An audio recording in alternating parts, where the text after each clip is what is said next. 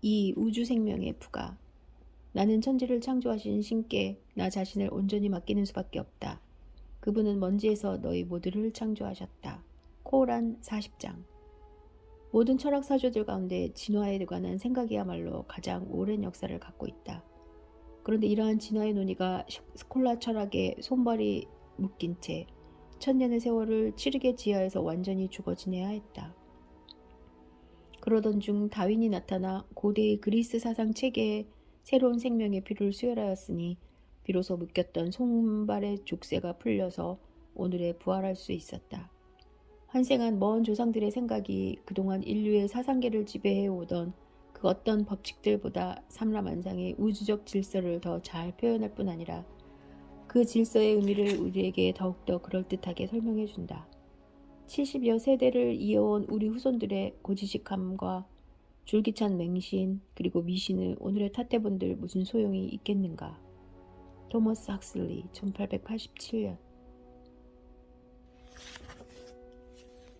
나는 지금까지 지구에 발을 붙이고 살아왔던 모든 유기 생물들이 단 하나의 어떤 원시 생물에서 유래했다고 거의 확신한다. 생명의 숨결이 최초로 불어넣어진 그 생물에서 다양한 형태의 모든 생물들이 비롯됐다고. 이러한 생명관에는 모종의 숭고함이 서려 있다. 우리의 행성 지구가 불변의 중력 법칙에 따라 태양 주위를 거듭 도는 동안에 그리고 간단하기만 했던 원시 생물이 긴 진화의 과정을 밟으면서 다양한 형태의 수많은 생물종으로 변신할 수 있었다. 그 원시 유기체가 우리 지구에서 이렇게 아름답고 저렇게 놀라운 생물들로 진화할 수 있었으며 그 진화는 지금도 계속되고 있다. 찰스 다윈, 종의 기원, 1859년. 태양과 지구에 존재하는 원소들의 상당 부분이 별에서도 발견된다. 그러므로 성분의 관점에서 볼 때 우주는 하나의 물질 공동체를 이루고 있는 셈이다. 수많은 별들에서 발견되는 가장 흔한 원소들이 다름이 아닌 행성 지구에서의 생명 현상과 깊은 연관을 맺고 있는 수소, 나트륨, 마그네슘, 철 등이라니. 물질 공동체의 신비함이 우리는 그저 놀라울기만 할 뿐이다. 그렇다면 밝게 빛나는 저 별들도 우리 태양과 같은 존재라는 추측이 가능하다. 별 하나하나도 우리 태양과 마찬가지로 자기 나름의 권속을 거느릴 것이며 중심에 자리 잡고 앉아서 자기 권속들에게 적정 에너지를 공급함으로써 저들을 생명이 서식할 터전으로 바꾸어 놓지 않았겠는가? 윌리엄 허긴스 1865년. 본문. 지구 밖의 세계에는 어떤 생물이 살고 있을까?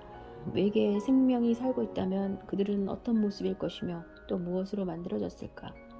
지상의 생물들은 모두 유기화학물, 즉 탄소 원자가 결정적 역할을 하는 복잡한 미세 구조의 유기분자들로 이루어져 있다.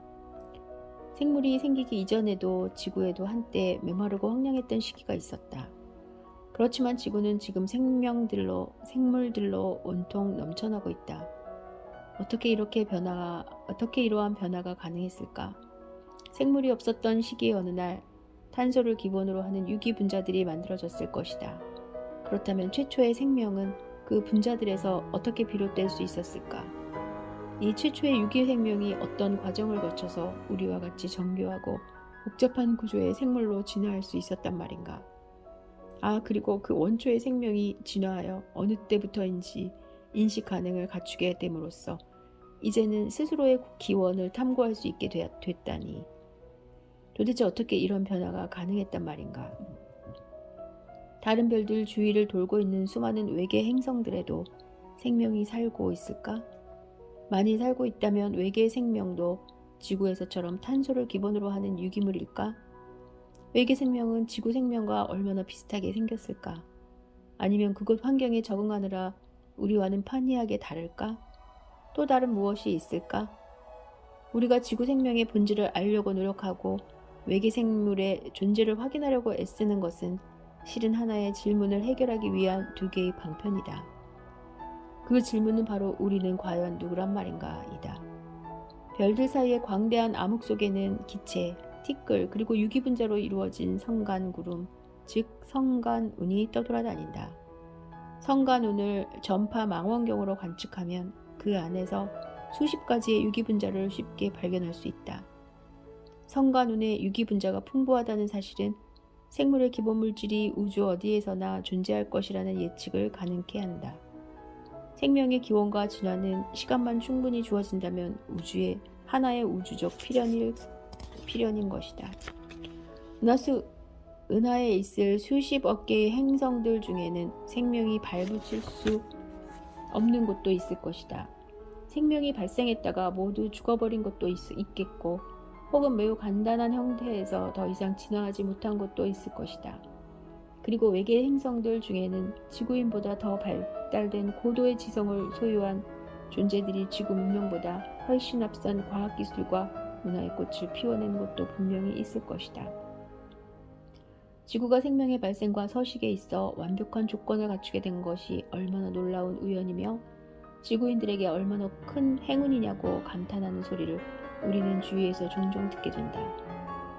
적절하게 유지되는 온도, 액체 상태를 유지하는 물의 존재, 산소를 충분히 포함한 대기권 등 사람이 살아가는 데 꼭 필요한 조건들이 지구에 완벽하게 갖추어져 있는 듯하다. 하지만 이러한 감탄성 주장이 부분적으로는 원인과 결과를 혼돈한 데에서 비롯된 것임을 알아둘 필요가 있다. 지구의 자연 환경이 인류에게 훌륭한 조건을 제공하는 것 같이 느껴지는 이유는 모든 생물들이 지상에서 태어나서 바로 그것에서 오랫동안 성장해 왔기 때문이다. 초기 생물들 중에서 지구 환경에 잘 적응하지 못한 종들은 모두 사라져 버렸다. 우리는 다행히 잘 적응할 수 있었던 유기물의 후손이다. 우리와 다른 세상에서 진화하고 적응해서 살아남은 물질들은 또한 자기네 환경을 극찬할 것임에 틀림없다. 지상의 모든 생물들은 서로 밀접하게 연결돼 있다. 같은 유기화학적 원리가 지상의 생물들을 지배하고 있다. 또한 그들은 오랜 세월 동안 같은 진화의 코드를 통해서 변신해왔다. 따라서 지구의 생물학은 철저하게 제한적일 수밖에 없다. 지구 생물에게는 단 한 가지의 생물학만으로 충분하다. 생물학을 음악에 비유해 볼 때 지구 생물학은 단성부, 단일 주제 형식의 음악만을 우리에게 들려준다는 말이다. 그렇다면 수천 광년 떨어진 저 먼 곳의 생명은 우리에게 어떤 형식의 음악을 들려줄 준비를 해놓고 있을까 무척 궁금하다. 풀필이 하나로 연주되는 지구 생명의 이 외로운 음악 하나가 우리가 우주에서 기대할 수 있는 유일한 음악일까? 우주 생물이 들려줄 음악은 외로운 풀필이 소리가 아니라 푸가일 가능성이 높다. 우리는 우주 음악에서 화음과 불협화음을 교차하는 다성부 대위법 양식의 둔주곡을 기대한다. 10억 개의 성부로 이루어진 은하 생명의 푸가를 듣는다면 지구의 생물학자들은 그 화려함과 장엄함에 정신을 잃고 말 것이다. 지구 생명이 들려주는 음악 중에서 짤막한 한 도막을 소개해 보겠다. 1185년 일본의 천황인 안도쿠라는 이름의 7살 소년이었다. 그는 헤이케 사무라이 일파의 명목상 지도자였다. 당시 헤이케파는 숙적 겐지파와 오랫동안 피비린내 나는 전쟁을 치러오던 중이었다. 이 두 파의 사무라이들은 서로 자신들의 조상이 더 위대함으로 천황의 자리는 자기네가 차지해야 한다고 주장하며 싸웠다. 둘의 자웅을 겨룰 운명의 해전이 1185년 4월 24일 일본의 내해 단노우라에서 벌어졌다.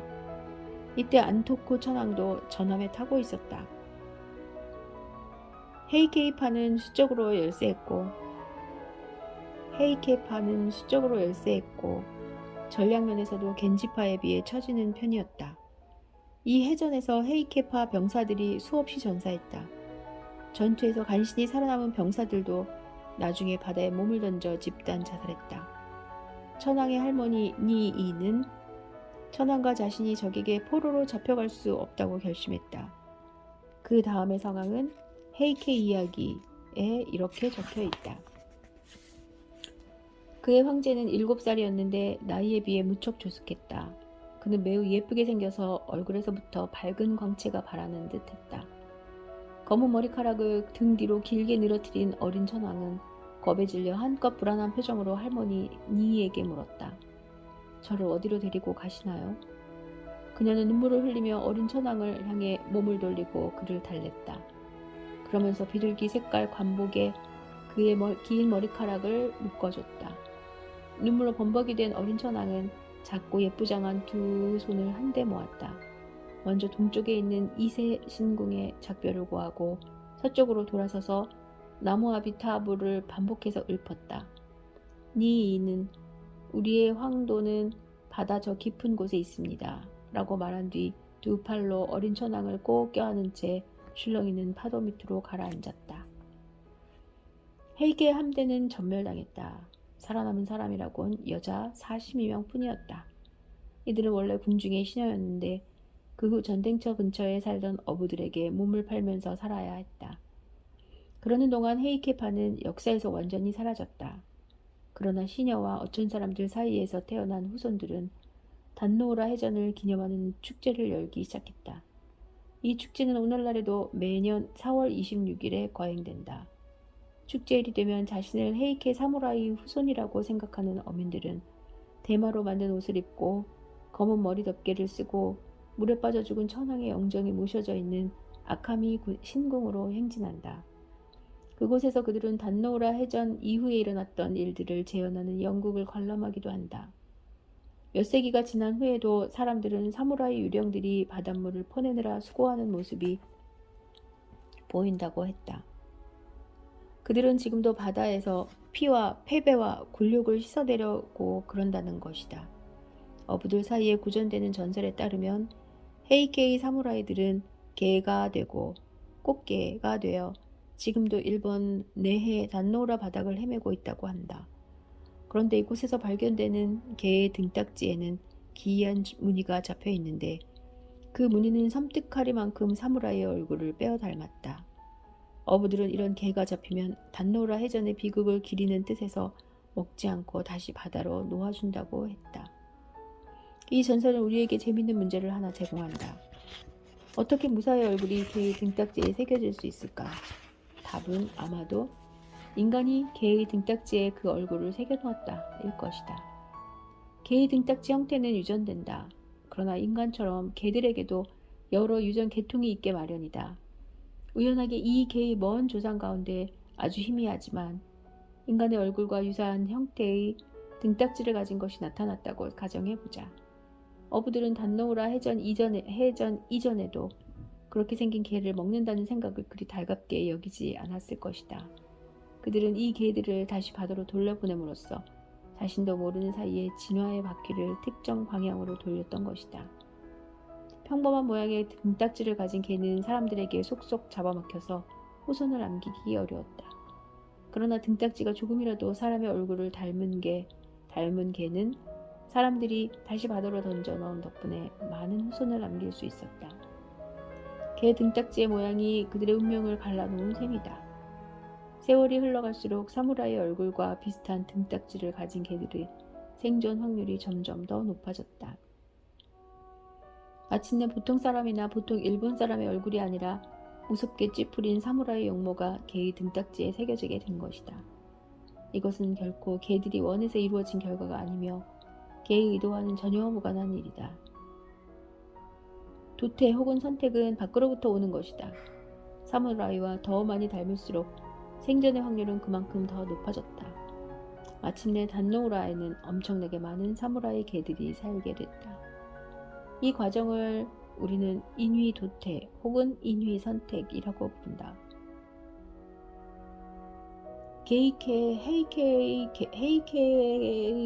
헤이케계의 경우 개들이 진지하게 생각하고 스스로 그 길을 택해서 그런 등딱지 모양을 만든 것이 아니었다. 그것은 어부들이 자신도 모르는 사이에 자연 선택에 간섭한 결과인 것이다.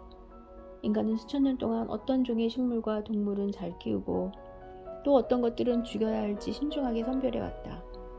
우리는 유년 시절부터 늘 봐와서 익숙한 농장, 가축, 과일, 나무, 그리고 채소 등에 둘러싸여 자랐다. 그것들이 어디에서 유래했는지 한번 생각해 본 적이 있는가?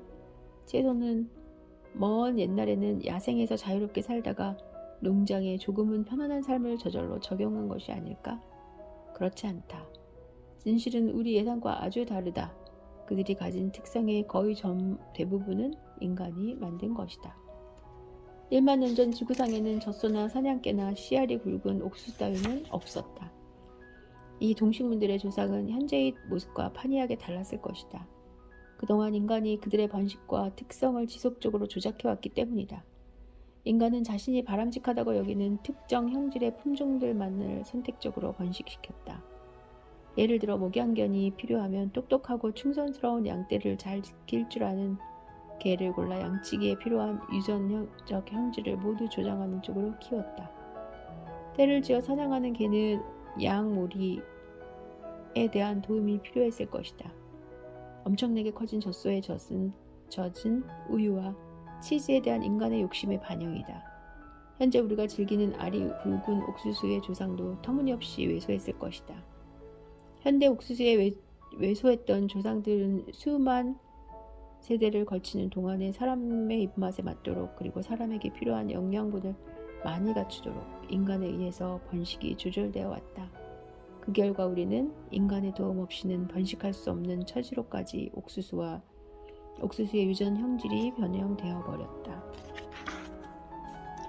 헤이케이의 목양견, 젖소, 옥수수 등에서 볼 수 있는 인위도태의 핵심은 식물과 동물의 외향적 특성과 행동 형질들이 그대로 유전된다는 점이다.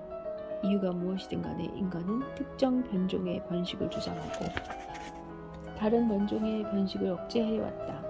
전자는 우점종이 되어 마침내 크게 변성했지만 후자는 그 수가 크게 줄거나 혹은 멸종에 이르렀다. 인간이 동식물의 새로운 품종을 만들 수 있을진데 자연이라고 그렇게 못할 이유가 어디 있겠는가.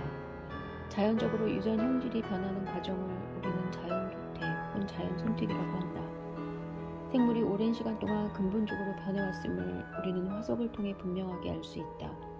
그렇다고 유전 형질의 변화가 역겹의 세월을 요하는 것은 아니다. 지구의 역사에서 인류가 주인으로 군림하기 시작한 것이 극히 최근의 사건이라는 사실과 인류가 지구의 주인으로 군림하는 동안 가축이나 채소가 겪은 변화의 정도가 얼마나 컸던가를 함께 고려한다면 생물의 변이는 부정할 수 없는 현실로 우리에게 다가온다.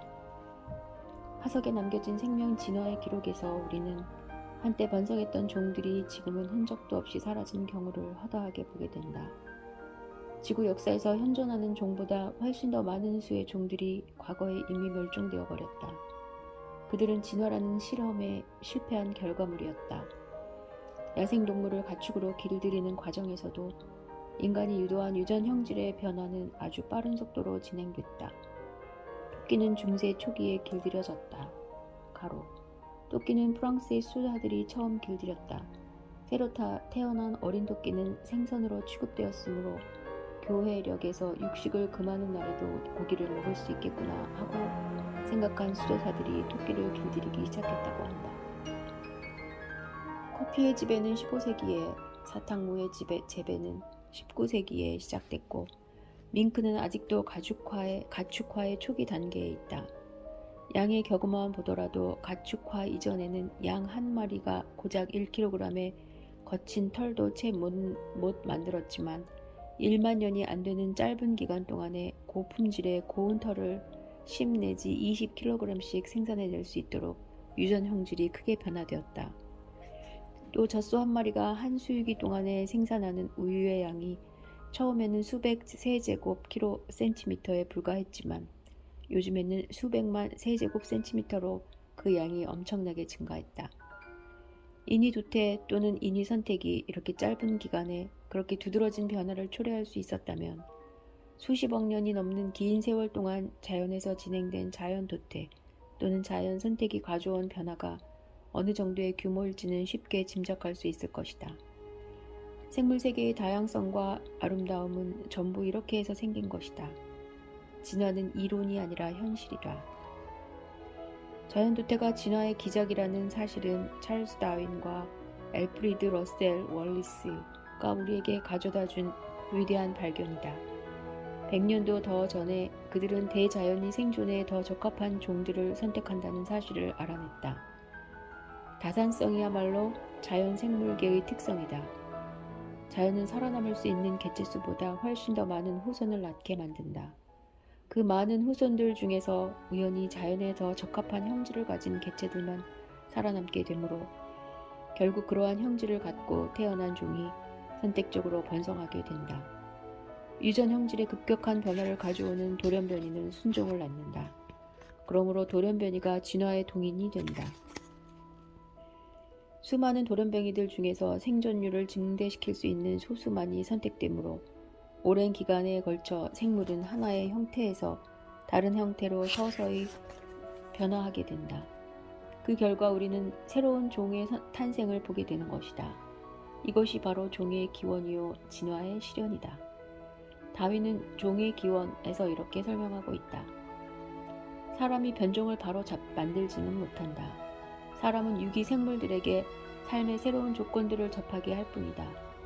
그 후에 자연이 유기체에 작용함으로써 변이성을 발현케 한다.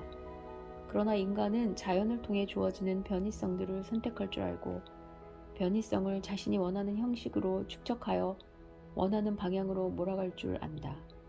그렇게 함으로써 인간은 동물과 식물을 자신의 이익과 즐거움에 봉사하도록 할 수 있다. 인간은 선택과 축적을 위한 일련의 작업을 조직적으로 수행할 수도 있고 또 품종을 개량하겠다는 구체적인 목적의식 없이 주어진 상황에 따라 인간에게 가장 유용한 것들만을 보존함으로써 같은 결과를 얻어내기도 한다.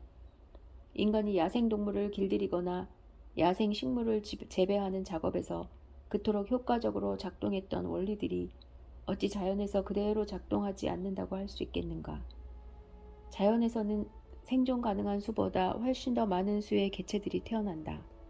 함께 경쟁하고 있는 여러 개체들에 비하여 어느 한 개체가 특정 연령대에서든 혹은 특정 계절 동안만이든 아무리 사소한 이점이라도 일단 누릴 수 있거나 또는 그 개체가 주위의 물리적 환경에 아주 조금이라도 더 잘 적응할 수만 있다면 진화의 균형은 그 개체에게 유리한 쪽으로 기울게 마련이다.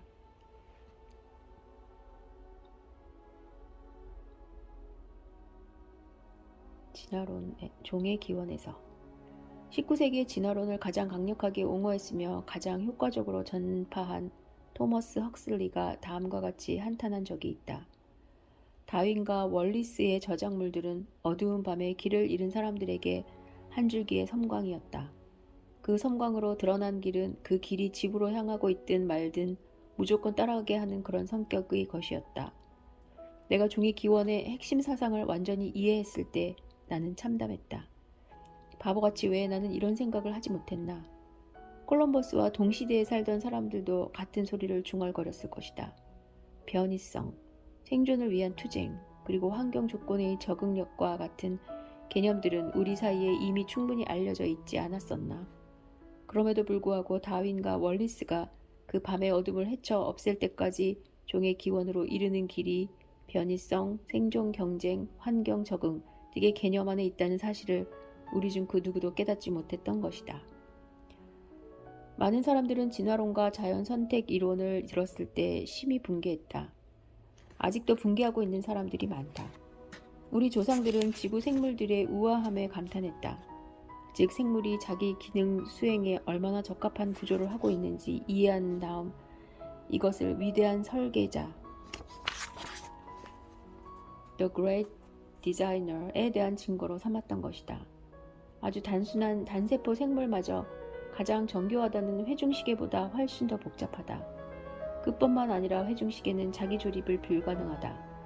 회중시계는 진자로 작동하는 벽시계에서 전자시계로 서서히 여러 단계를 거쳐 저절로 진화한 것이 결코 아니다. 시계가 있으면 그 시계를 만드는 자가 반드시 있게 마련이다. 온 세상을 아름다움으로 가득 채우는 생명 현상의 다양성, 그리고 그 생명 현상들 배후에 숨겨진 복잡 미묘함을 마주할 때마다 사람들은 깊은 외경의 감정에 빠질 수밖에 없었다. 원자와 분자가 우연히 함께 들러붙어 미묘한 기능을 가진 생물로 변신하다니, 이 주장은 대부분의 사람들에게 터무니없는 것으로만 들렸을 것이다.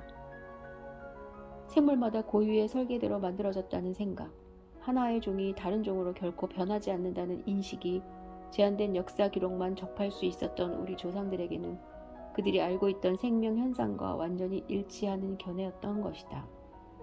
위대한 설계자가 모든 생물을 정성 들여 만들었다는 생각은 모든 자연 현상에 의미와 질서를 부여했고 인간 존재의 의미를 찾아주었다. 인간은 여전히 그러한 삶의 의미를 갈망하며 현대를 살아간다.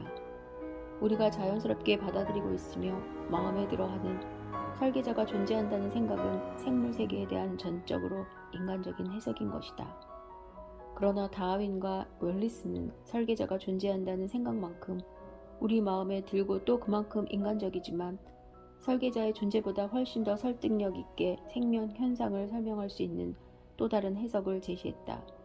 그것이 바로 자연 선택이 진화의 원동력이라는 설명이었다.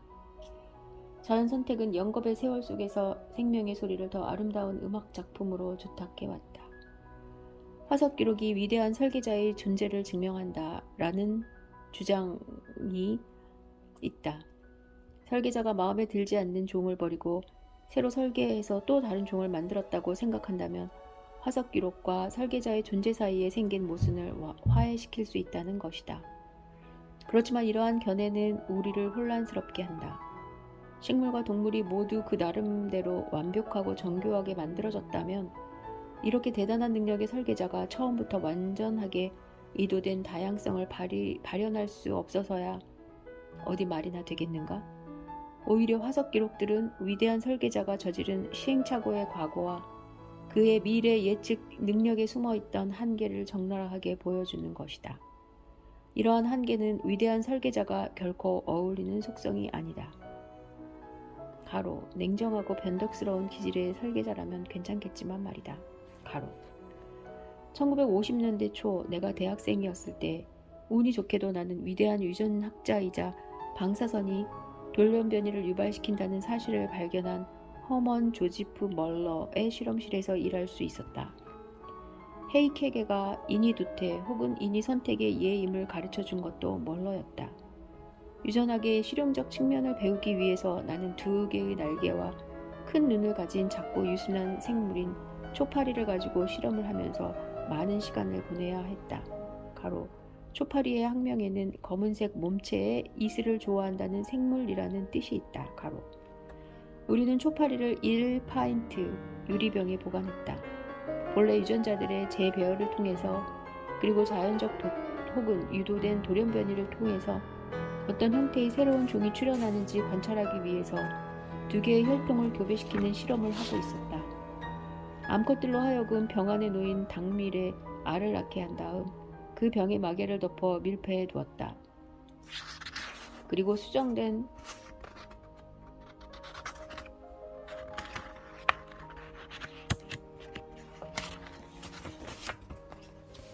알에서 나온 애벌레가 번데기를 걸쳐 성충 초파리로 우아할 때까지 꼬박 2주 동안 관찰하는 시험이었다. 어느 날 나는 새로 태어난 초파리들을 에르테르로 마취한 후 저 배율의 쌍안 현미경을 통해 들여다보면서 정신없이 낙타털 붓으로 개똥분류를 하고 있었다. 놀랍게도 아주 색다른 변종이 내 눈에 들어왔다. 흰색 대신에 빨간색의 눈을 가졌다든가 목에 굵은 털이 생겼다든가 하는 식의 작은 변이가 아니었다. 그 변종은 눈에 띌 정도로 큰 날개와 털이 난 긴 더듬이를 가진 또 하나의 완전한 생물이었다. 주요한 진화론적 변이는 결코 한 세대 내에서 일어날 수 없다고 이야기해왔던 멀러였는데 하필 그의 실험실에서 그런 예가 발생하다니 그것도 하나의 운명의 장난이거니 하고 나는 생각했다. 그래도 이것을 멀러에게 설명하는 것은 기분 내키는 일은 기분 내키지 않는 일이었다. 무거운 마음으로 나는 멀러 연구실을 두드렸다. 들어오세요. 입을 무언가로 가린 채로 외치는 소리가 들렸다. 들어가 보니 방은 어두웠다. 방 안에는 멀러가 사용 중인 현미경의 표변대를 비추는 작은 램프 하나만 켜져 있었다. 음침한 방에서 나는 더듬거리며 그에게 나의 발견을 설명했다. 아주 다른 종류의 파리를 발견했고 그것은 닭밀에 있는 번데기에서 우아한 것이 확실하다고 이야기했다. 그리고 멀러의 주장에 힘을 낼 생각은 아니었다고 설명했다. 그가 물었다. 그것이 파리목보다 나비목에 속하는 것처럼 보이지 않던가? 램프가 아래쪽에서부터 그의 얼굴을 비추고 있었다. 내가 그의 말을 얼른 알아듣지 못하자 그가 내게 다시 물었다. 날개가 크지 않던가? 더듬이가 깃털 같지 않던가? 나는 풀이 죽은 채 고개를 끄덕였다. 멀로는 머리 위쪽에 있는 전등의 스위치를 돌리며 온화하게 웃었다. 그것은 예전에도 있던 일이었다. 초파리 유전학 실험실에는 그 방의 상황에 잘 적응한 또 한 종류의 생물이 살고 있었다. 그것은 바로 초파리와 아무 관계도 없는 나방이었다. 관계가 있다면 초파리에게 준 당밀과 관계가 있었다. 실험실의 기술자가 초파리를 병에 넣기 위해서 우유병의 마개를 열었다가 다시 닫는 그 순간, 그 짧은 순간에 암컷 나방이 가미가제식으로 잽싸게 자신의 알을 병 속에 있는 당밀에 떨어뜨렸던 것이다. 그러므로 내가 엄청난 돌연변이를 발견한 것이 아니었다. 자연에서 일어나는 또 하나의 사랑스러운 적응 현상을 우연히 발견한 것일 뿐이었다. 물론 그 자체가 미세한 돌연변이와 자연 선택의 한 부산물이기는 하다. 진화의 비밀은 죽음과 시간에 있다. 환경에 불완전하게 적응할 수많은 생물들의 죽음과 우연히 적응하게 된 조그마한 돌연변이를 유지하기 위한 충분한 시간 말이다. 유리한 돌연변이 형태들이 서서히 축적되기 위한 긴 시간이 바로 진화의 비밀이다. 다윈과 월리스에게 퍼부었던 그 엄청난 반대의 목소리도 적어도 일정 부분은 억겁의 영원은 고사하고 수천 년조차 상상하기 힘들어하는 인간의 속성에서 비롯된 것이다. 단지 70년밖에 살지 못하는 생물에게 7천만 년이 도대체 무슨 의미를 갖겠는가? 그것은 100만 분의 1에 불과한 찰나일 뿐이다. 하루 종일 날갯짓을 하다가는 나비가 하루를 영원으로 알듯이 우리 인간도 그런 식으로 살다 가는 것이다. 지구에서 일어난 진화는 어쩌면 다른 세계에서 일어나는 생명 진화의 한 가지 전형일지도 모른다. 그러나 단백질과 관련해서 일어나는 화학적 현상이나 뇌에서 이루어지는 신경학적 현상들처럼 세부적인 면을 살펴본다면 지구의 생명 현상은 그 은하 어디에서도 기대할 수 없는 지구 생명만의 고유한 특성이라고 나는 믿는다.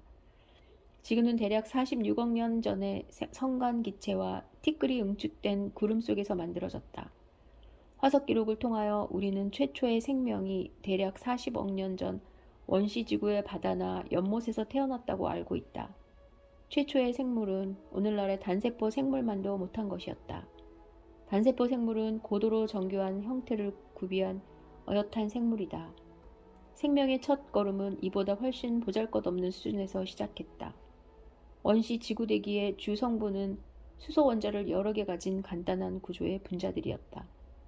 이 분자들은 태양에서 복사된 자외선과 번개의 전기 방전을 통해서 쉽게 해리되었다. 분자에서 떨어져 나온 작은 원자와 분자들이 우연히 재결합하면서 더 복잡한 물질로 만들어졌다. 이렇게 생성된 화학 반응의 부산물들은 바다나 연못에 용해됐으며 거기에서 점진적으로 더 복잡한 일종의 유기물 수프와 같은 물질로 서서히 변해갔다.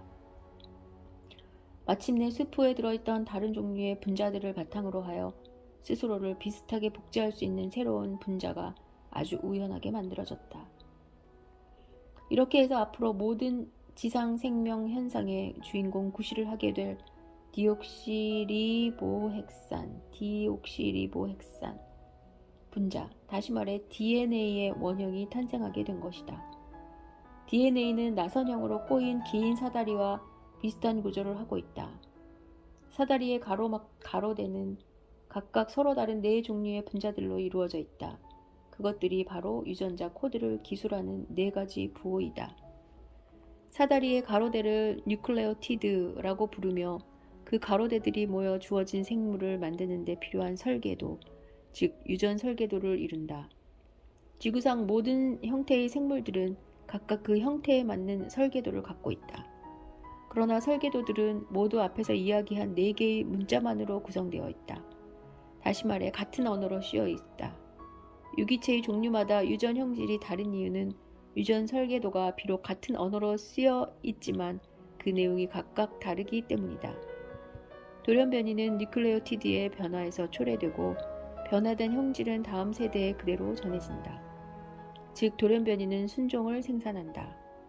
뉴클레오티드에 일어나는 변화는 무작위적이다. 그래서 태어난 돌연변이들이 거의 대부분이 비기능성 효소들을 만들게 되므로 돌연변이는 대부분의 경우 결과적으로 해롭거나 치명적이다. 그러므로 이로운 돌연변이가 발생하려면 오랜 세월을 기다려야 한다. 뉴클레오티드는 폭이 겨우 1cm의 10만 분의 1에 해당하는 지극히 작은 물질이다. 이렇게 작은 물질에서 일어난 변화들 중에서 지극히 일부의 경우가 이로운 돌연변이를 유발하고 진화의 원동력으로 작용한다. 400억 년 전 지구라는 에덴 동산에는 분자들만이 우글대고 있었다. 그 당시 에덴 동산에는 다른 분자를 잡아먹을 포식자들이 없었다. 개 중에 어떤 분자들은 비효율적 자기 복제술로 자신을 엉성하게 복제해 남겨놓기도 했다. 자기 복제 기술을 완전히 터득한 분자들이라야 생명 현상이란 건물을 구축하는 데 쓰일 벽돌의 역할을 제대로 수행할 수 있다. 자기 재생산, 돌연변이, 그리고 가장 비효율적 종들의 선택적 제거와 더불어 진화는 분자 수준에서도 이렇게 잘 진행되고 있었다. 시간이 지남에 따라 자기 복제술의 완성도는 점점 나아졌다. 마침내 특정 기능들을 수행할 수 있는 분자들이 한데 모여서 일종의 분자 집합체인 최초의 세포가 만들어졌다. 오늘날 식물 세포는 엽록체라고 불리는 분자들로 이루어진 아주 작은 공장들을 갖고 있다. 엽록체 공장은 햇빛, 물, 이산화탄소를 탄수화물과 산소로 바꾸는 광합성 작용을 한다. 혈액 속에는 미토콘드리아라 불리는 또 다른 종류의 분자 공장이 있다. 이 공장에서는 주어진 생물이 섭취한 음식물에 산소를 첨가하여 에너지를 추출하는 작업을 한다. 현재는 이 공장이 식물과 동물의 세포 안에 존재하지만 한때 독립된 세포로 독자 활동을 했던 시기가 있었다고 믿어진다. 약 30억 년 전 단세포 생물이 세포 분열 후 여러 개의 독립된 세포로 되지 못하고 그대로 붙어 있는 것들이 생기기 시작했다. 이유는 돌연변이 때문이었으리라. 이것이 최초의 다세포 생물이 태어나는 과정이었다. 우리 몸을 구성하는 세포 하나하나가 실은 공동의 이익을 위해서 모둠살이를 하는 일종의 생활 공동체인 셈이다. 이 공동체는 한때는 각각 독립적으로 존재하던 부분들이 모여서 만들어진 것이다. 사람은 100조 개 가량의 세포로 구성되어 있다. 그러니까 사람 한 명 한 명은 수많은 생활 공동체가 모여서 만들어진 또 하나의 거대한 군집인 셈이다. 성은 대략 20억 년 전부터 생긴 듯하다. 그 전에는 새로운 종의 출현이 무작위적 돌연변이의 축적을 통해서만 가능했다. 유전 설계도의 글자를 한 글자씩 바꾸어 돌연변이를 만들고 그것을 또 시험해야 했으므로 진화는 고통스러우리만큼 느리게 진행될 수밖에 없었다. 그러나 성의 출현과 함께 두 개의 생물은 자신들이 가진 유전 설계도를 문단씩 혹은 여러 쪽씩 심지어는 몇 권씩 통째로 서로 교환할 수 있게 되었다. 그리고 자연은 이렇게 해서 생긴 새로운 종을 선택이라는 채로 다시 걸러냈다. 결국 성적 결합에 관여할 줄 아는 생물들은 선택되었고 반면에 성에 무관심한 것들은 빠르게 사라졌다. 이것은 20억 년 전 미생물들에게만 주어졌던 선택사항이 아니다. 오늘날 우리 인간들도 DNA 조각들을 서로 교환하는 일에 온 정성을 쏟으며 살아간다. 10억 년 전쯤부터 식물들이 협동작업을 통해 지구 환경을 엄청나게 변화시키기 시작했다. 그 시절 바다를 가득 메운 단순한 녹색 식물들이 산소 분자를 생산하자마자 자연히 산소가 지구 대기의 가장 흔한 구성 물질 중 하나가 되었다. 원래 원시 지구의 대기는 수소로 가득했다. 이렇게 해서 지구 대기의 성질이 근본적으로 바뀌었다. 생명 현상에 필요한 물질이 그때까지는 비생물학적 과정을 통해서 만들어졌으나 산소 대기의 출현으로 지구 생명사의 신기원이 세워진 것이다. 산소는 유기물질을 잘 분해한다. 사람은 산소를 좋아하지만 산소는 무방비의 유기물에게는 근본적으로 독이나 다름없다. 지구 대기가 산화력이 강한 대기로 성격이 바뀌자 생물의 역사상 최대의 위기가 당시 생물들에게 닥쳐왔다. 산소의 분해력에 대처할 수 없던 생물들은 무더기로 사라져야만 했기 때문이다.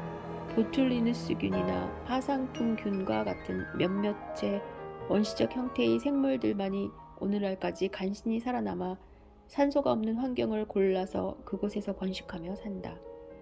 지구 대기의 질소는 산소보다 화학적 활성도가 많이 떨어지기 때문에 훨씬 무해한 분자이다. 그렇지만 지구 대기에 질소가 유지되는 과정에도 생물이 크게 관여하고 있다. 지구 대기의 99%가 생물 활동에 그 기원을 두고 있다 해도 과언이 아니다. 그러므로 파란 하늘은 생물이 만든 것이라고 주장할 수도 있는 것이다. 생명의 탄생 이후 40억 년의 거의 대부분 기간 동안 지구의 생명계는 바다를 가득 채우고 있던 청록색의 조류들이 지배했다.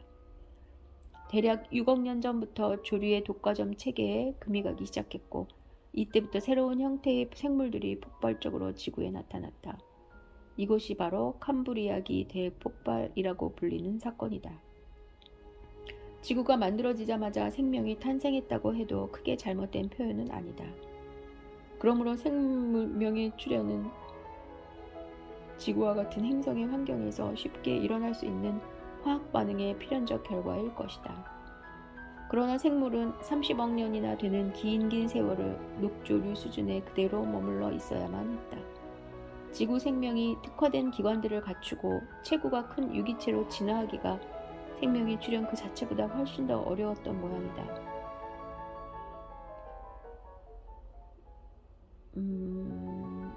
그러므로 우리가 외계 행성들을 탐사하다 보면 동물이나 식물이 서식하는 곳보다 미생물의 세상을 더 흔하게 발견하게 될 것이다. 캄브리아기 대폭발이 시작되자마자 다양한 형태의 생물들이 바다에 우글거리기 시작했다. 지금으로부터 5억 년 전쯤부터 지구에는 삼엽충이 엄청나게 많이 살고 있었다. 오늘날의 곤충과 비슷한 그들은 아름다운 동물이었다. 그 중에는 해저에서 무리를 지어 사냥하면서 살아가는 종들도 있었다. 삼엽충들은 편광을 감지할 수 있는 휴정체의 겹눈을 가지고 있었다. 그러나 오늘날 지구에서는 살아있는 삼엽충을 찾아볼 수 없다. 이미 2억 년 전에 모두 멸종한 것 같다. 한때 지구상에 번성했던 동식물들 중에는 이렇게 완전히 사라진 예가 많이 있으며 현재 지구에서 볼 수 있는 생물들이 물론 과거에 모두 존재했던 것은 아니다. 오래된 암석과 화석 가운데 우리와 같은 동물들은 눈을 씻고 봐도 찾을 수가 없다. 종들은 잠깐 나타나 그럭저럭 살다가 완전히 멸종하고는 한다. 캄브리아기 대폭발 이전에도 새로운 종들의 출현과 멸종이 있었던 것 같지만 그 속도가 다소 느렸던 것 같다. 이렇게 추정할 수밖에 없는 것은 부분적으로 우리가 갖고 있는 정보의 양이 먼 과거로 갈수록 점점 더 줄어들기 때문일 수도 있다. 또 지구의 초기 역사에서 딱딱한 부위를 갖춘 생물들은 흔치 않은 데다가 부드러운 부위는 여간에서 화석으로 남아있지 않으므로 캄브리아기 이전의 생물이 이후보다 더 적다고 느껴지는 것일지도 모른다. 그러나 캄브리아기 대폭발 이전에 새로운 종의 출현이 매우 더뎠던 것은 거의 확실한 사실이다. 세포의 구조나 생화학적 특성 등에서 달성될 수 있는 굉장히 어려운 진화가 외적 형태까지 즉각적으로 반영되는 것은 아니다. 그러나 불행하게도 화석은 우리에게 외적 형태만 보여준다. 캄브리아기 대폭발 이후에는 환경에 놀랍도록 잘 적응하는 새로운 형태의 생물들이 숨막힐 정도로 급하게 속속 나타났다. 최초의 어류에서 최초의 척추동물로 빠르게 이어졌다. 바다에서만 살던 식물 중에 차츰 서식지를 육지로 옮기는 식물이 나타나기 시작했다. 그러면서 최초의 곤충이 태어났고 그 후손들이 땅에서 사는 육서 동물의 선구자가 됐다. 뒤이어 날개 가진 곤충이 양서류와 함께 나타났다. 페어를 닮은 양서류는 바다와 육지 양쪽에서 살 수 있었다. 그리고 지구에 최초의 나무가 등장했고 최초의 파충류가 출현해 공룡으로 진화해갔다. 그리고 포유류가 지상에 출현했다. 그 최초의 새와 최초의 꽃이 생겨났다. 공룡이 멸종하고 돌고래와 고래의 조상인 가장 초기의 고래류가 나타났다. 같은 시기에 원숭이, 유인원, 인간의 공동조상인 영장류가 지상에 그 모습을 드러냈다. 천만 년 전에 인간과 아주 비슷한 생물이 처음으로 나타났으며 그들이 진화함에 따라 뇌의 크기도 현저하게 커졌다. 그리고 그 이후, 그러니까 지금으로부터 겨우 수백만 년 전에 최초의 인간이 나타났다. 인류의 조상이 숲에서 성장했기 때문인지 우리는 자연스럽게 숲의 친근감을 느낀다. 하늘을 향해 우뚝 서 있는 저 나무들이 얼마나 사랑스러운가. 나뭇잎들은 광합성을 하기 위해서 햇빛을 받아야 한다. 그래서 나무는 주위에 그늘을 들이움으로써 자기 주위의 식물들과 생존 경쟁을 한다. 나무들이 성장하는 모습을 자세히 관찰하면 나무들이 나른한 은총, 햇빛을 차지하기 위해 서로 밀고 밀치며 씨름하는 것을 발견할 수 있다. 나무는 햇빛을 생존의 동력으로 삼는 아름답고 위대한 기계이다. 땅에서 물을 길어 올리고 공기 중에서 이산화탄소를 빨아들여 자신에게 필요한 음식물을 합성할 줄 안다. 그 음식의 일부는 물론 우리 인간이 탐내는 것이기도 하다. 합성된 탄수화물은 식물 자신의 일들을 수행하는 데 필요한 에너지의 원천이 된다. 궁극적으로 식물의 기생에서 사는 우리 같은 동물은 식물이 합성해 놓은 탄수화물을 훔쳐서 자기 일을 수행하는 데 이용한다. 우리는 식물을 먹음으로써 탄수화물을 섭취한 다음 호흡으로 혈액 속에 불러들인 산소와 결합시켜 움직이는 데 필요한 에너지를 뽑아낸다. 그리고 우리가 호흡하는 과정에서 뱉은 이산화탄소는 다시 식물에게 흡수돼 탄수화물 합성에 재활용된다. 동물과 식물이 각각 상대가 토해내는 것들을 다시 들이마신다니 이것이야말로 환상적인 협력이 아니고 무엇이겠는가. 이것은 지구 차원에서 실현되는 일종의 구강대, 기공의 인공호흡인 것이다. 그리고 이 위대한 순환작용의 원동력이 무려 1억 5천만 킬로미터나 떨어진 태양에서 오는 빛이라니 자연이 이루는 협력이 그저 놀랍기만 하다.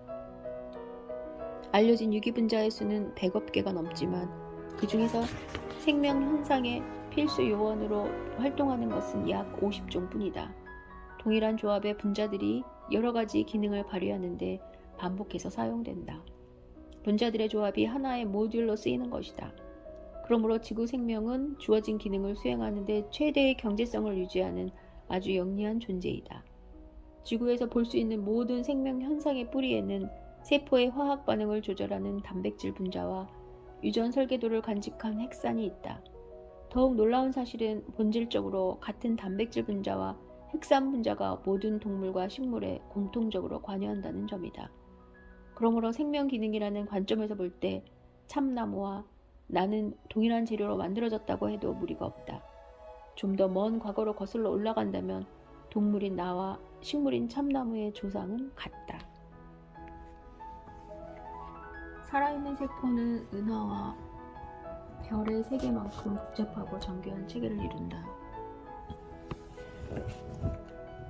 세포라는 이름의 이 지극히 정교한 기구는 40억 년의 긴 세월을 거치면서 힘들게 걸어온 진화의 결정이다. 우리가 먹는 음식물에 있는 영양분들은 세포라는 장치를 통해 그 모습과 성격이 계속해서 바뀐다. 오늘의 백혈구 세포가 엊그제 먹은 시금치나물이라는 이야기이다. 세포는 어떻게 이 일을 수행하는가? 세포 안에는 아주 복잡하고 정교한 구조물들이 미로같이 늘어져 있는데 이것들이 세포 형태를 유지하고 한 물질을 다른 물질로 변화시키고 에너지를 저장하며 자기 복제를 준비하는 등 생명 현상에 필요한 다양한 기능을 수행한다. 세포 안에 있는 분자 덩어리들은 거의 대부분 단백질이다. 왕성하게 활동 중인 것들이 있는가 하면 대기 중인 것들도 있다.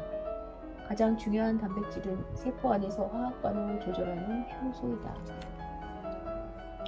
효소는 공장의 조립 라인에서 일하는 숙련 노동자와 같아서 자신의 맡은 바 기능을 분자 수준에서 수행한다.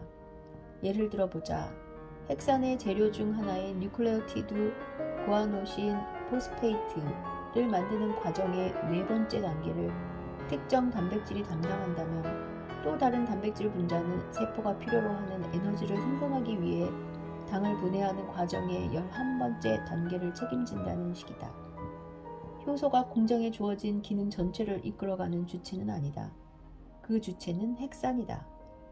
효소들은 그저 핵산이라는 감독관이 보내는 지침에 따라 행동할 뿐이다.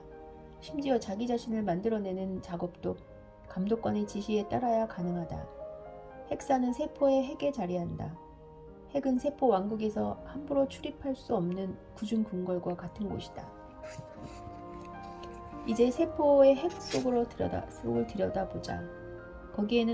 거기에서 우리는 국수 공장의 폭발 현장과 유사한 풍경을 목격하게 될 것이다. 수많은 코일과 가닥이 서로 얽히고 설켜 있는데 그것들이 DNA와 RNA라는 이름의 두 가지 핵산이다. DNA는 무엇을 해야 할지 업무 수행의 구체적 단계를 알고 있으며 그 내용을 기술하는 코드를 갖고 이에 따라 지침을 하달한다.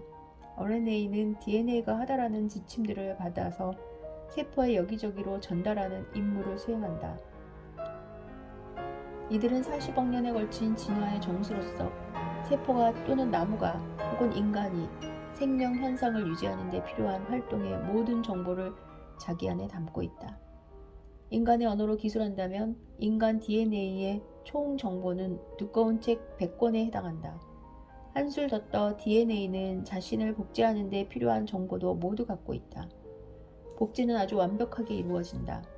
복제 과정에서 차이가 생기는 경우는 비록 미소한 차이라도 지극히 드물다. 그러므로 DNA는 참으로 엄청난 양과 질의 정보를 갖고 있는 셈이다. DNA는 나선, 층계처럼 이중나선 구조를 한다. 하나의 나선 가닥을 따라 늘어서 있는 뉴클레오티드의 배열 순서가 생명의 음악을 기술하는 악보인 셈이다. 특정 임무를 수행하는 어떤 효소의 작용으로 꼬였던 두 개의 나선이 풀리기 시작하면서 각각의 나선이 상대방 나선의 뉴클레오티드 배열과 동일한 배열의 나선을 복제한다.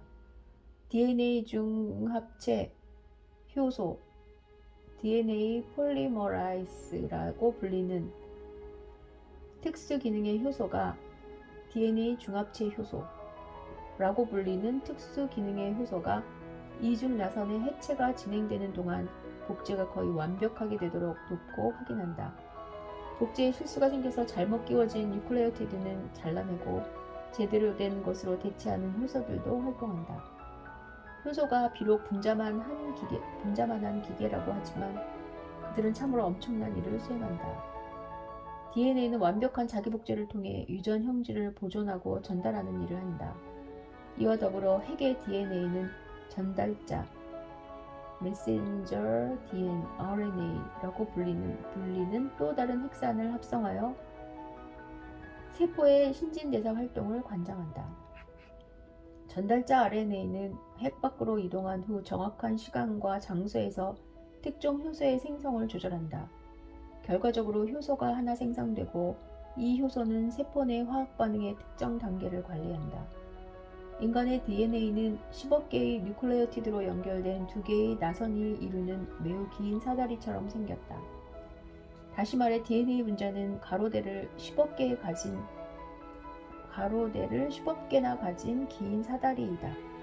뉴클레오티드들이 이룰 수 있는 조합의 대부분은 아무 쓸모도 없는 단백질을 합성하므로 생명의 관점에서는 무의미하다. 우리같이 복잡한 생물의 경우에도 유용한 핵산 분자는 극히 제한되어 있다.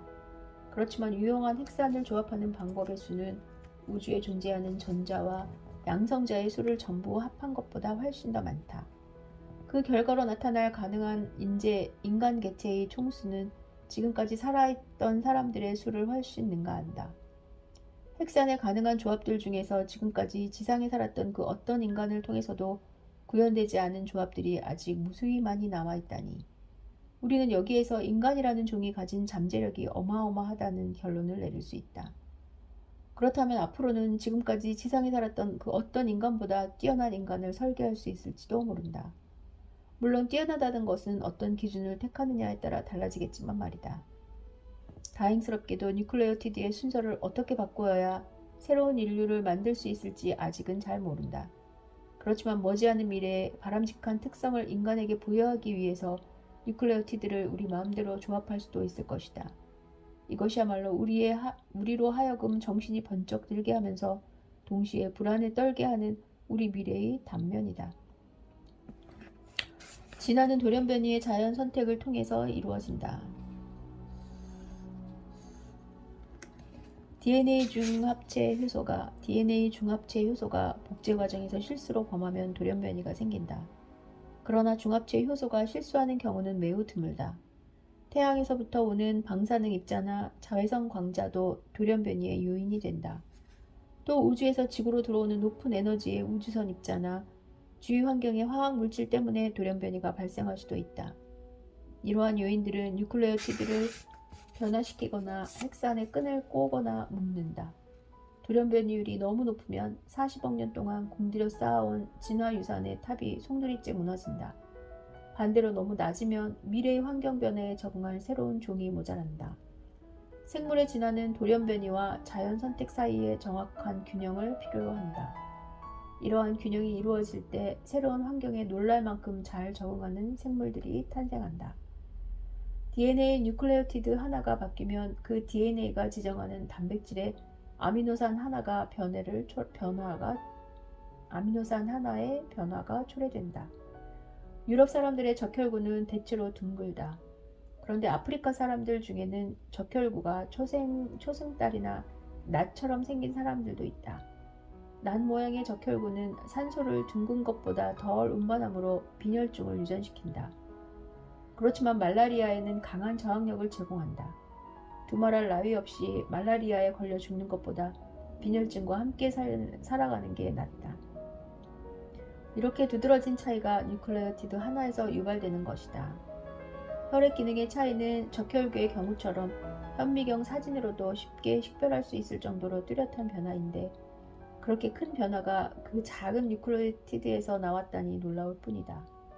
인간 세포 하나에 들어있는 뉴클레오티드의 총수는 대략 100억 개나 된다. 인간 세포 하나에 들어있는 뉴클레오티드 100억. 어마어마한 수인 것이다. 그런데 놀라운 점은 100억 개 중 단 하나가 그렇게 큰 차이를 낳는다는 것이다. 우리는 다른 뉴클레오티드들에서 생긴 변화가 어떤 결과를 초래하는지에 대해서 여전히 무지하다. 인간은 겉보기에 나무와 뚜렷하게 다르다. 의심할 여지 없이 인간은 나무와는 다른 양식으로 세상을 인지한다. 그러나 생명 현상의 핵심을 조금만 깊이 들여다보면 분자 수준에서 나무와 인간은 근본적으로 같은 화학 반응을 통하여 생명 활동을 영위할 수 있음을 알 수 있을 것이다. 한 세대의 유전 형질을 다음 세대로 전하기 위하여 핵산을 사용하는 점은 나무나 사람이나 마찬가지고 세포 내의 화학 반응을 조절하는 효소로서 단백질을 이용하는 점도 같다. 더욱 중요한 점은 핵산 정보를 단백질 정보로 바꾸는데 나무와 사람이 동일한 설계도를 사용한다는 사실이다. 이 점에서 지상의 모든 생물들은 아무런 차이가 없다. 생명 현상이 보여주는 분자 수준에서의 동질성으로부터 우리는 지상의 모든 생물이 단 하나의 기원에서 비롯되었음을 알 수 있다.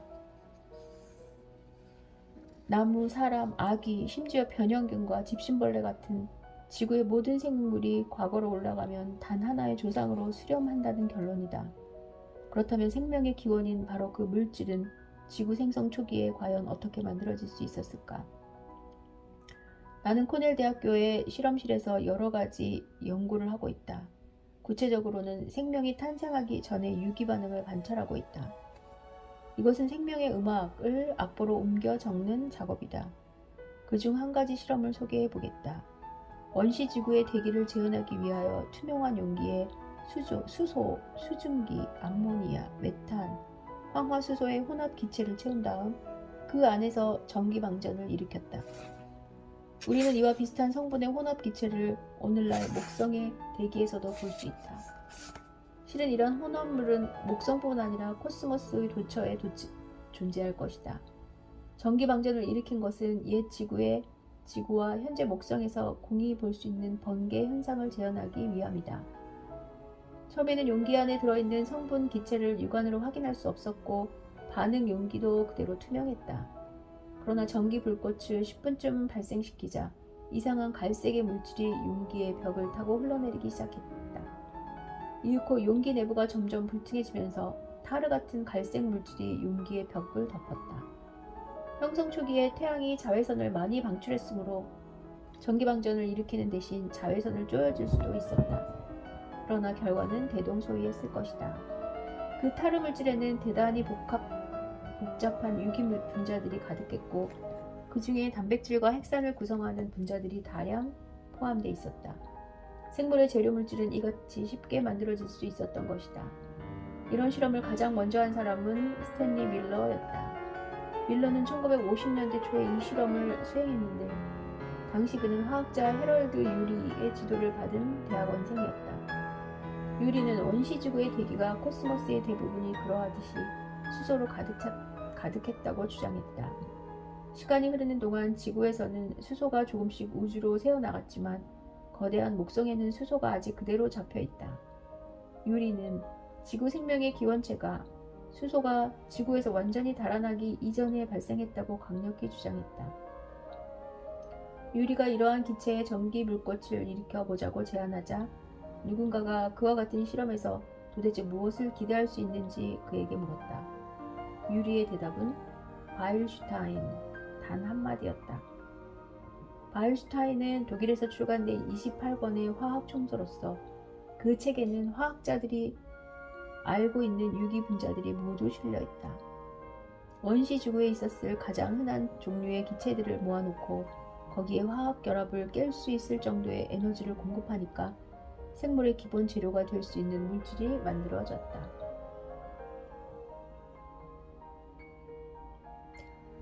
자외선 복사든 전기 방전이든 그 어떤 형태의 에너지라도 좋았다.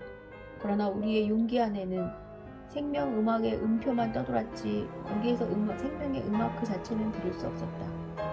분자 수준의 재료들을 정해진 순서에 따라 결합해야만 생명의 음악이 가능해진다. 분명히 생명은 단백질을 구성하는 아미노산과 핵산을 구성하는 뉴클레오티드 이상의 그 무엇이었던 것이다.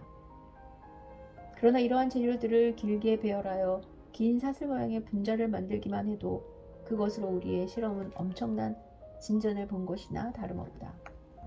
원시 지구와 같은 조건에서 아미노산들이 서로 조합하여 단백질과 유사한 물질들을 만들어냈으며 그 중 일부는 지금의 효소처럼 유용한 화학 반응을 서투르게나마 조절할 줄 알았다.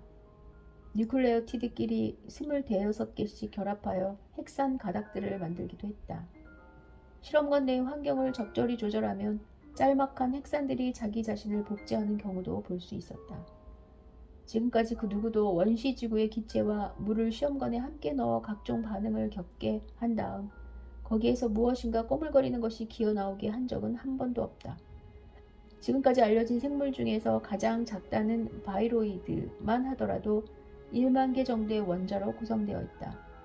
바이로이드는 바이러스보다 작은 RNA 병원체로서 작물에 몇 가지의 병을 유발하는데 자기보다 더 단순한 유기체가 아니라 오히려 더 복잡한 것으로 진화된 것으로 보인다. 게다가 그렇게 진화한 것도 얼마 되지 않았다. 바이로이드보다 더 단순한 생물을 상상하기는 그리 쉬운 일이 아니다. 바이로이드는 단백질막을 가지는 바이러스와는 달리 핵산으로만 구성되어 있다. 그것은 단지 선형 혹은 구형의 구조를 가진 한 가닥의 RNA였다. 바이로이드는 시종일관 꾸준히 노력하는 기생체이기 때문에 그렇게 작은 존재이지만 여전히 크게 번성할 수 있는 것이다. 바이러스와 마찬가지로 바이로이드들은 자기보다 훨씬 크고 잘 작동하는 세포 안에 있는 분자 수준의 공장을 점령해서 세포 대신 바이로이드를 만드는 공장으로 그 공장의 기능을 바꿔버린다. 독립적으로 살 수 있는 생물들 중에서 가장 작다고 알려진 것으로 능망폐렴균 독립적으로 살 수 있는 생물들 중에서 가장 작다고 알려진 것으로 능망폐렴균과 유사한 극히 작은 생물 야수들이 있다. 그것들은 대략 5천만 개의 원자로 구성되어 있다. 생명 현상을 필요한 많은 일들을 스스로 처리해야 하는 이러한 생물들은 물론 바이러스나 바이로이드보다 훨씬 더 복잡한 구조를 하고 있다. 그러나 현재 지구의 환경은 단순한 형태의 생물들에게 매우 불리하다. 그들은 생존을 위하여 열심히 일을 해야 할 뿐 아니라 늘 포식자들을 조심해야 한다. 그러나 행성지구가 형성되고 얼마 안 된 지구 역사의 초창기에는 아주 단순하고 독립적인 생물들이 남들과 경쟁하여 살아남을 확률이 꽤나 높았다. 수소가 주성분이던 이 시기의 지구 대기에서는 태양광선 덕분에 수소를 원료로 하는 유기 분자들이 많이 만들어질 수 있었다. 최초의 생물들은 단지 수백 개의 뉴클레오티드만으로도 거의 독립된 삶을 영유할 수 있는 바이로이드와 비슷한 존재들이었을 것이다. 원자 수준에서 시작하여 그런 생물들을 만들어내는 실험은 20세기 말에 가서야 가능할 것이다. 유전 기호의 기원을 비롯하여 여전히 생명의 기원에 관하여 밝혀져야 할 것들이 많이 남아있기 때문이다. 생명 창조에 기울인 인간의 노력은 이제 겨우 30여 년의 역사를 말할 수 있을 뿐이다. 이것에 비한다면 자연이 우리보다 40억 년이나 앞서 있다. 그러니 우리도 썩 잘하고 있는 셈이다. 지구 대기권에서 수행된 실험이라고 해서 그 결과와 의미가 지구에만 국한되는 것은 아니다. 국한시켜야 할 이유가 없다. 초기 대기의 구성 성분과 에너지의 원천은 코스모스 어디에서나 대동소이하기 때문이다. 지상 실험실에서 우리가 볼 수 있었던 각종 화학 반응들이 성간운에서 관측된 유기화학물 분자들과 운석에서 발견된 아미노산들을 만들었을 수도 있으며 유사한 화학 반응들이 은하계에 있는 15개의 다른 세계에서도 발생했을 것이다. 그러므로 우리는 생명의 재료 물질들이 코스모스의 도처에 널려 있다고 예상할 수 있다.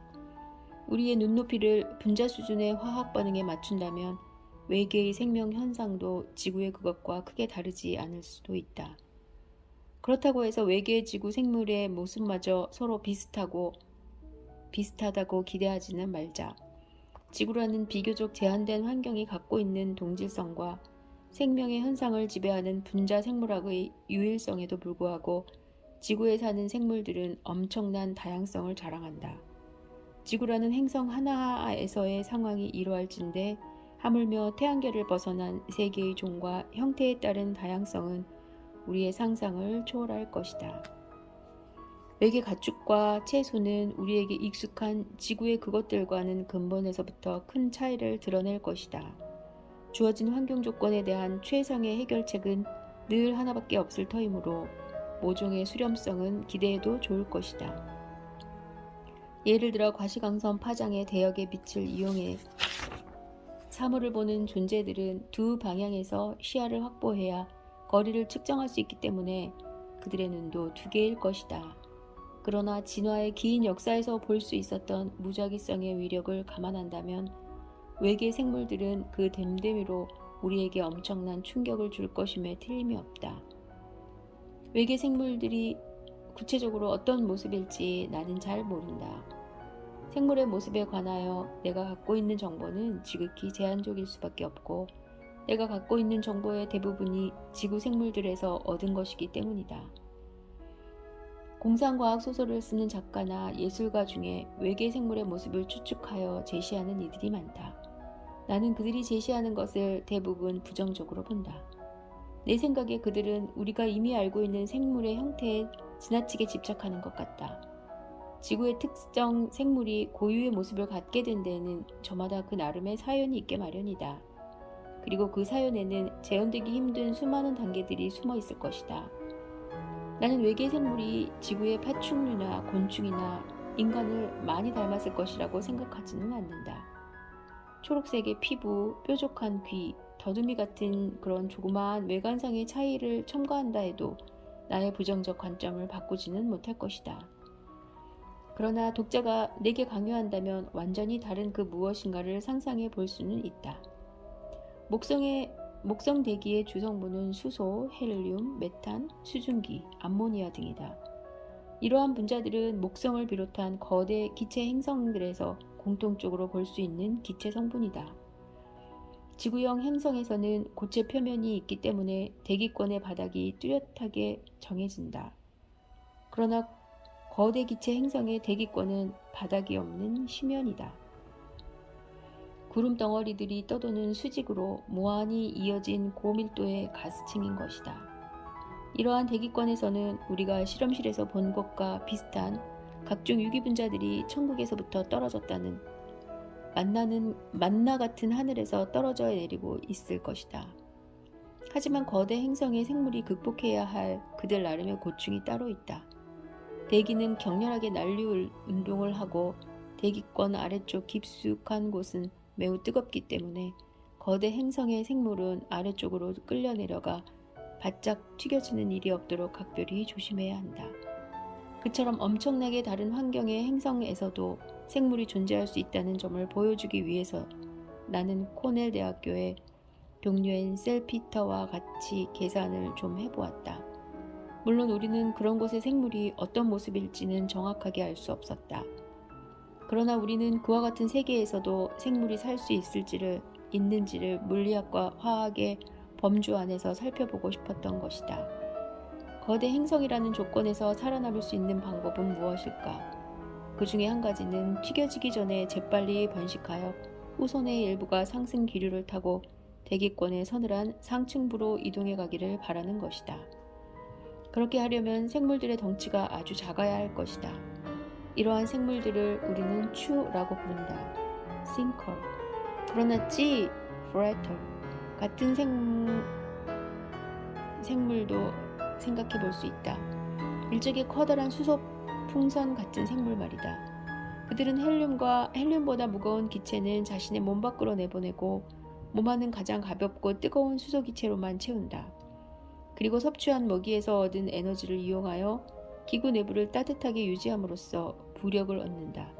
이렇게 하면 고온의 지옥으로 떨어지는 운명은 피할 수 있을 것이다. 지구에서와 마찬가지로 아래로 깊숙이 끌려 내려갈수록 점점 더 큰 부력을 갖게 되므로 찌들은 서늘하고 안전한 대기권의 고층으로 다시 올라갈 수 있다. 찌들은 원래부터 있는 유기물질을 섭취하거나 지구의 식물들처럼 햇빛과 공기로부터 자신이 필요로 하는 유기물질을 만들 수도 있을 것이다. 찌라는 이름의 기분은 어느 정도까지는 크면 클수록 효율적일 것이다. 셀피터와 나는 일찍이 이 세상에 존재했던 어떤 고래보다 더 크고 도시만하며 그 크기가 수 킬로미터에 달하는 엄청난 크기의 찌를 상상해 보았다. 찌는 로켓처럼 기체를 강하게 분출하여 행성 대기권의 여기저기로 이동할 수도 있다. 우리는 또한 굼뜬 찌들이 한눈에 다 들어오지도 않을 정도로 거대한 무리를 지어 떠다니는 것을 상상했다. 피부가 위장색인 것으로 보아 그들 역시 삶의 고통과 마주하고 있음을 알 수 있다. 왜냐하면 그들과 다른 생태학적 지위를 가진 존재를 그런 환경에서도 상상할 수 있기 때문이다. 바로 사냥꾼들이다. 사냥꾼은 빠른 기동성을 무기로 찌들을 잡아먹는 포식자이다. 그들은 찌를 잡아먹어 필요한 유기물질과 순수 수소를 얻는다. 추들 중에서 비교적 텅 빈 구조를 하는 것이 먼저 찌로 진화하고 그 중에서 또 스스로 움직일 수 있는 것들이 최초의 사냥꾼들로 진화했을지도 모른다. 사냥꾼의 수는 그리 많지 않을 것이다. 왜냐하면 이들이 찌를 다 먹어버린다면 사냥꾼도 멸종하기 때문이다. 물리학과 화학은 이런 형태의 생물을 허용하고 예술은 그것들에 어느 정도의 매력을 부여하겠지만 자연에게는 우리의 상상을 따라 행동해야 할 의무가 없다. 하지만 우리 은하계 안에 생물이 사는 세계의 수십억 개가 있다면 물리학과 화학의 법칙에 따라서 우리가 상상력을 발동하여 창조한 추, 찌, 사냥꾼이 살아가는 보금자리가 몇 개는 있을 것이다. 생물학은 물리학보다 역사학에 더 가깝다. 현재를 이해하려면 과거를 잘 알아야 하고 그것도 아주 세세한 부분까지 알아야만 한다. 역사학에 예견론이 없는 것처럼 생물학에도 확립된 예견론이 없다. 이유는 양쪽 모두 같다. 연구 대상이 너무 복잡한 존재이기 때문이다. 그러나 생물학과 역사학이 우리에게 주는 교훈에는 공통점이 있다. 그것은 타자를 이해함으로써 자신을 더 잘 이해하게 된다는 것이다.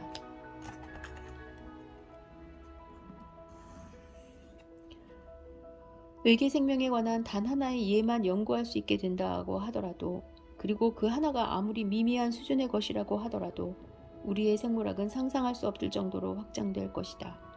적어도 우리와 다른 생물이 가능하다는 사실은 확인할 수 있지 않겠는가?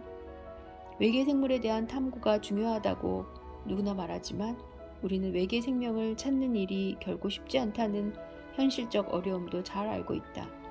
그럼에도 불구하고 외계의 생명은 우리가 추구할 궁극의 목표이다. 왜냐하면 그것이 우리 자신을 더 잘 이해할 수 있게 해줄 것임에 틀림없기 때문이다. 우리는 이제껏 지구라는 작은 세상이 들려주는 생명의 음악만 들어왔다. 이것은 우주를 가득 채운 생명들이 연주하는 푸가의 한 성부만을 들어온 셈이다. 자, 이제 저 웅장한 우주 생명의 푸가에 남은 성부들의 귀를 기울여 보자.